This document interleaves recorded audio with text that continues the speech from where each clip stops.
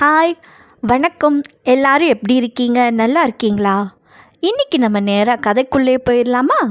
இன்றைக்கி நம்ம பார்க்க போகிற கதை கங்கா ஸ்நானம்.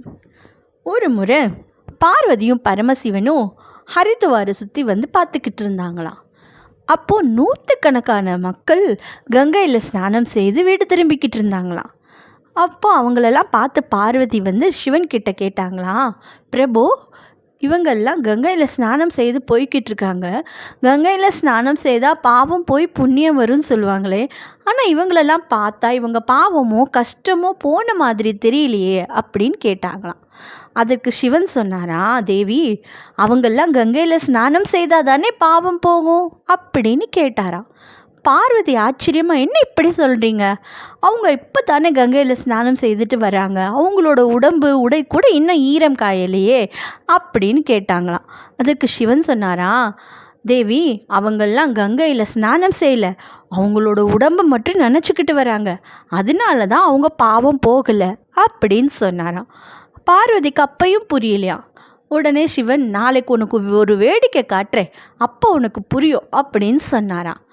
அன்றைக்கி இரவு நல்ல மழை பெஞ்சு ரோடெல்லாம் சேரும் சகதியமாகி அதில் ஒரு பெரிய பள்ளம் வேற வந்துருச்சான். அடுத்த நாள் காலையில் சிவன் ஒரு வயதான கிழவர் வேடம் போட்டுக்கிட்டாராம். பார்வதி ஒரு அழகான இளம்பெண் வேடம் போட்டுக்கிட்டாலாம். சிவன் அந்த குழியில் விழுந்துட்ட மாதிரி நடிச்சிட்டு இருந்தாராம். பார்வதி அந்த குழிக்கு அருகில் உட்காந்துட்டு, ஐயோ, என் வயதான கணவர் வந்து குழியில் விழுந்துட்டாரே, யாராவது வந்து காப்பாற்றுங்களே அப்படின்னு அழுது புலம்பிக்கிட்டு இருந்தாலும். அதை பார்த்துட்டு நிறைய பேர் கங்கையிலேருந்து இந்த பக்கம்தான் வந்துக்கிட்டு இருந்தாங்களாம். இதை பார்த்து ஒருத்தருக்கும் அவரை தூக்கி விடணும்னு தோணலையா.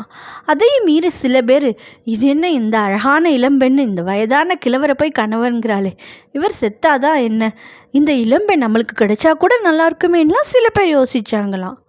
அதையும் மீறி சில பேர், சரி பாவம் அப்படின்னு அந்த கிழவரை தூக்கி விட வந்தால் பார்வதி ஒரு நிபந்தனை சொன்னாங்களாம்.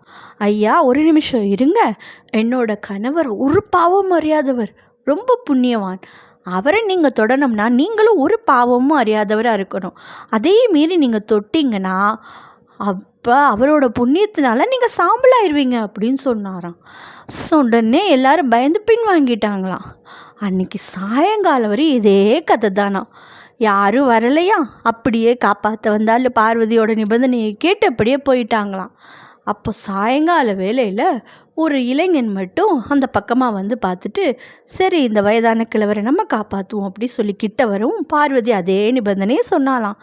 அதற்கு அந்த இளைஞன் சொன்னானா, அதனால என்ன, நான் இப்போ தானே கங்கையில் குளிச்சு என்னோட பாவத்தெல்லாம் போக்கிட்டு வந்திருக்கேன், அப்போ நானும் ஒரு பாவமற்றவன் தான், புண்ணியவான் தான், நான் உங்கள் கணவரை தொடலாம் அப்படின்னு சொல்லி கிட்ட வரவும் பரமசிவனும் பார்வதியும் அவனுக்கு காட்சி தந்து அவனுக்கு அருள் புரிஞ்சிட்டு போனாங்களாம்.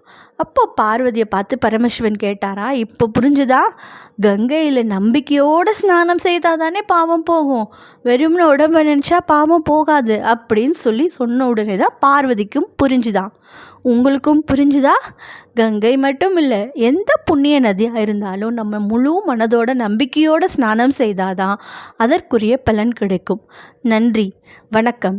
மறக்காமல் என்னோட கதையை கேட்டுட்டு லைக் பண்ணுங்கள், கமெண்ட் பண்ணுங்கள், ஷேர் பண்ணுங்கள், சப்ஸ்கிரைப் பண்ணுங்கள். தேங்க்யூ.